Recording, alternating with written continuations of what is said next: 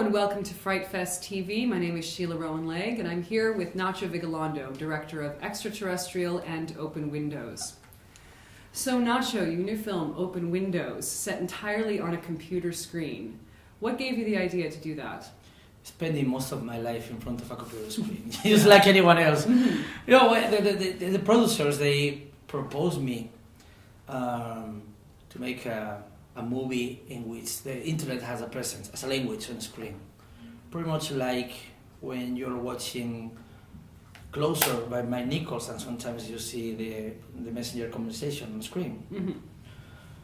What I offered them back was a real-time movie in which all the time we were in front of the computer screen. So we were facing this laptop, and now myself as a filmmaker will be able to move a virtual camera, but never moving out of the screen, never turning 180 degrees, always there, always fixed there. They liked the proposal, and here's the movie. All of your films seem to have a lot to do with information. Yeah, of course. Time Crimes, your first film, is very much about information in the wrong order. Your second film, Extraterrestrial, is about not enough information. Open Windows is about too much information. Too much information. Yeah, that's right. Yeah, that's a perfect way of saying that. Those are the kind of questions that I like the most, because everything I add to your phrase is going to be worse. So it's like, I love to hear that. You're very active on Twitter. You used to write a blog for El País, but you don't do on Facebook very much. No, I don't know why. Maybe I'm too dumb to understand Facebook. I don't get it. I don't get the whole thing about. So what is it about Twitter in particular? I mean, you talk about this idea of information, and you're quite active on Twitter. How do you see Twitter as something interactive and informative? Because of the length, something as simple as that is complicated to be boring with that limitation. I don't know. Twitter is really designed for stupid people because it's so simple. It's so when they say Twitter is the perfect social media for celebrities, I think it's because celebrities, we tend to be stupid people. Okay, I'm not a celebrity. Maybe I'm a Spanish celebrity, maybe in Spain. Maybe in Spain I'm partially a celebrity, but yeah, I feel partially a celebrity, so I feel partially stupid, so yeah, Twitter is for me. And Open Windows, of course, there's a character in it who is a celebrity. Sasha Grey's character, Jill Goddard, who is sort of her privacy is completely invaded with all these, various technologies which sound very science fiction, but they probably in fact exist. With your own life, or like, how did you want to convey this idea of the invasion of celebrity? What made you want to make the character somebody famous whose privacy is being invaded? Oh, I was interested in what I'm interested in is him not as much a celebrity as much as people who respect privacy, but not at all. Because if someone tell us, okay, if you open that file, you're gonna see all the pictures from inside Jessica Alba's cell phone, for example. We're gonna open it. So I'm not interested in what it means to be a celebrity. I'm interested in myself as a normal person that knows what is illegal, but under specific circumstances, I act illegal through the internet. So it's like, okay, they have leaked photographs from this cell phone, and that is something that you would like to happen to you.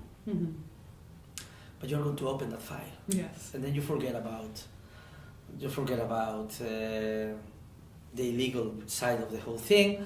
So we can call this, a moral paradox or anything. I wanted to talk about that. I needed a celebrity as a character to talk about this, but I'm not interested in the celebrity culture. Right. How did you, and in your script and then working with Elijah Wood, playing the main character, this guy who's suddenly exposed to this, and he's he's walking a very strange line that he's not very comfortable with. Yeah. How did you conceive of that character? How did you develop that with Elijah? Well, the thing is, the character is changing all the time. He's becoming someone else, almost literally. We all know the skills of Elijah Wood, trying to look innocent and trying to look scary and trying to look somehow dark, and we've seen that before. I just wanted to make all that trip in the same movie. So at the end of the movie, he represents the average nerd, but at the end of the movie, he becomes someone else. And we knew Elijah was able to make that transition in a natural way. Mm-hmm. I know you went for the editing. The post-production process was several months. Yeah. Yes. In fact, my segment in VHS 3 was made during the post-production. Oh, really? I had time to make another movie. Yeah. When you were sort of planning it out, did you have planned in advance how the screen was going to look at all times, or did that develop in the editing process? Because you have constantly, there's different windows open. Yeah, we had to make a whole pre-visualization of the movie before shooting. Mm-hmm. Just like in the Pixar films, we had to make a poor version of the movie. So for two reasons. So the rest of the team was able to understand what the hell we were doing, because this movie is complicated to explain, even to the people working on it. It was complicated to visualize what's on the screen every second. Mm-hmm. So we made this pre-visualization so everyone could understand what we were into, and also I needed to know as a filmmaker where to stop every time the camera was rolling, because each one of the windows, most of them, they are open through most of the movie. Mm-hmm. But I can't shoot for 50 minutes at the same face. Mm-hmm. I need to know where to cut. Yeah. And the only way to be sure about where to cut on shooting was watching it on the pre-visualization. Yeah. Let's talk a little bit about your second film, Extraterrestrial, which is also playing here. Yeah, I feel like a Japanese filmmaker with 3 movies. And VHS Viral. And VHS, So Extraterrestrial did come out, of course, in Spain a couple of years ago. Just hasn't received play in London, so it's great to have it here. And this is interesting because Time Crimes and Open Windows are fairly serious, but Extraterrestrial is most definitely a comedy. Yeah. And a romantic comedy at that, all set in one location where there's a spaceship hovering above Madrid, but nobody knows exactly what's going on. Yeah. And it is interesting because it's all set in almost entirely in one location. Yeah. What gave you that idea? I don't know. I'm part of this generation where we are watching massive, horrible things happening on television, and in 5 seconds we are making jokes on the internet. So yes, probably September 11 is my influence in this movie. Mm-hmm. We're watching something massive, something unbelievable on the screen. The way we react to that, the way we relate to those big catastrophes, is my primary inspiration in this movie. I also wanted to talk about how we are related to this big social events. Mm-hmm. We are always watching everything through the screen, and we're probably not actually connected to anything. But something is happening, and at the end of the movie we don't know what's the reason behind the invasion, and that was us. And I mean was, because Spain has changed. I think Open Windows represents, for me, a country that doesn't exist anymore. Mm-hmm. Because things have changed in a really brutal way, because of the financial crisis, because of the activism in Spain now is totally different. Mm-hmm. The relationship we have with politics has changed totally. Mm-hmm. So for me, I don't want to impose this theory on critics, but for me, Open Windows is kind of the end of one kind of country and the beginning of the new one. Okay. Yeah. And where For example, the kind of the flat the girl have, that is not believable anymore. It's impossible that nobody a girl, could have that kind of flat. no one will have that kind of flat. That is something you can see in Almodovar movies from the 90s, but it's not real anymore. It doesn't exist anymore. No. Well, it's interesting, your VHS viral film, which I don't want to reveal too much, but have you seen it? I have seen it. Have yes. you seen the whole thing? Have you seen the movie? I've seen the whole thing. Okay, yes. I'll ask you things later. I haven't seen it. Okay. Okay. And when you talk about your ideas of a lot of your films examining Spanish culture and current Spanish politics, you have the parallel universe. Yeah. This happens 30 seconds into the movie, so I don't think I'm revealing too No, much. no, it's about parallel universes. Parallel universes, and one is, and they're both very strange. Yeah. Is that part of it? Was that just a fun idea that you had, or were you trying to? Is that the parallel worlds of current contemporary Spain? Yeah, I just wanted to the main characters are a broke couple. They are bored, and they are facing a parallel universe in which they are bored in a different way, at a different level. It almost felt like the rich and the poor. Yeah, the rich and the poor. Yeah, I think. Yeah, there's I don't want to be specific about how is the other universe. We don't want to be specific. But yeah, I wanted to talk about.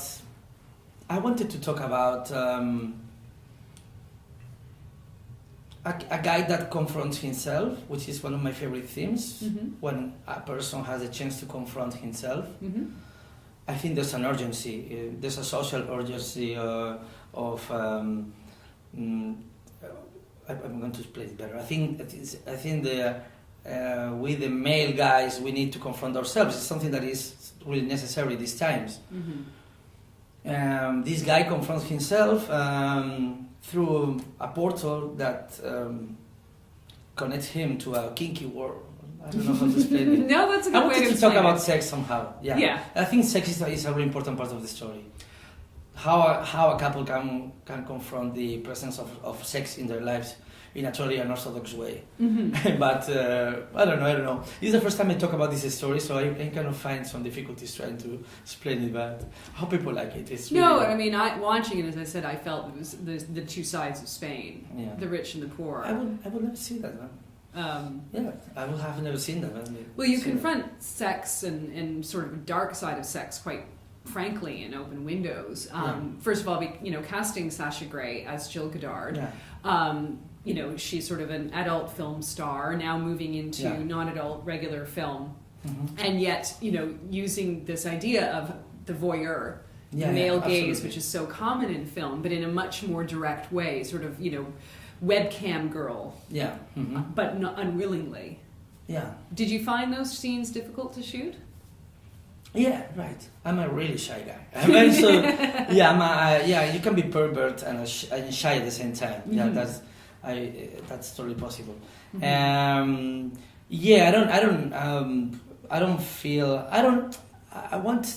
want filmmaking. I love shooting the most from all the jobs. You're always happiest on set. Yeah, I try to have some fun of sex, and I want shooting to be a comfortable experience all the time. And obviously those sequences maybe they are not the most comfortable of all. Maybe for the actress. So for me, I try to be uncomfortable too. I try to be uncomfortable too, just to make it, because we are a community when we're shooting. So. Well, so much, another theme besides information that runs through your film is the idea of the person confronting themselves, obviously in Time Crimes with Hector, in Extraterrestrial with Julian confronting himself and also pretending to be something that he's not. Yeah, absolutely. And then in Open Windows with Nick, and then quite literally in your VHS. So obviously this is a theme you like exploring. Yeah, because I think, that is for me, this is a really serious theme. It's your own version of your own psychoanalysis. Yeah, maybe. Yeah, that is a nice way to see it.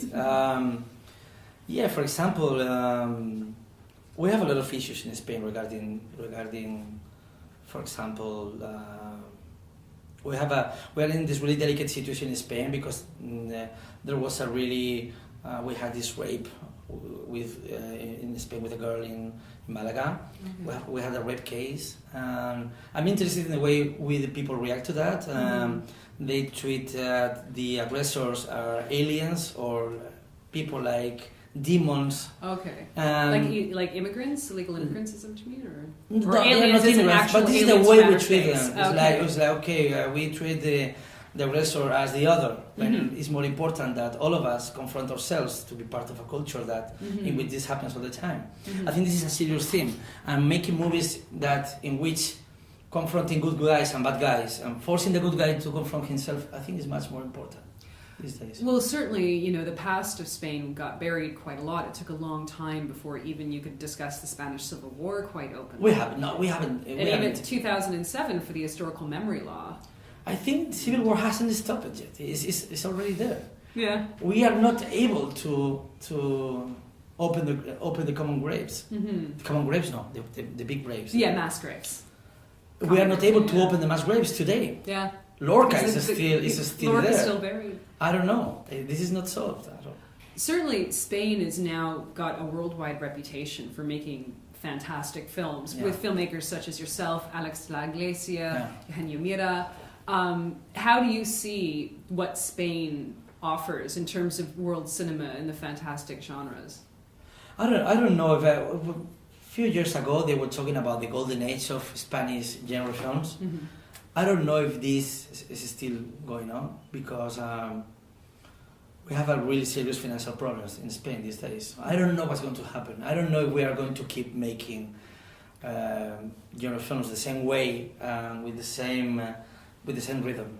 Well, you and so many of your compatriots are now making films in English. Like, what made you decide to do Open Windows in English? In this case, I told you previously that I wasn't interested in the celebrity culture, but the celebrity culture is in the movie, it's part of the background. If we talk about the Sasha Grey's role, the kind of actress I'm talking about, you could say I'm talking about Megan Fox, I'm talking about Kristen Stewart, I'm talking about Lindsay Lohan. I'm talking about those actresses who at the same time are people who we know their personal lives. Everybody can kill them, and at the same time everybody wants to see them naked. There's always one girl in that position, and now is the turn is Miley Cyrus. Is in that throne at this moment. There's always one girl, and there's always one, and now it's her turn. This comes from America most of the times. So I wanted to talk. If you want to talk about that kind of actress, if you want to talk about that kind of role, you have to make a movie that happens in a different context, in a different context than just Spain. So you have to talk about the international context, and it's America in this case. Do you think you'll continue to make films in English, or will you go back? I don't know. The last script I wrote could happen anywhere. Just I try to be aware of the difficulties of shooting these days. So yes, I wrote another small story. It could be shot in, I don't know, in Mexico, in Poland, I don't know. So one last word then on Open Windows, because it's going to be released in the United States and the UK coming up this fall, showing at some more festivals.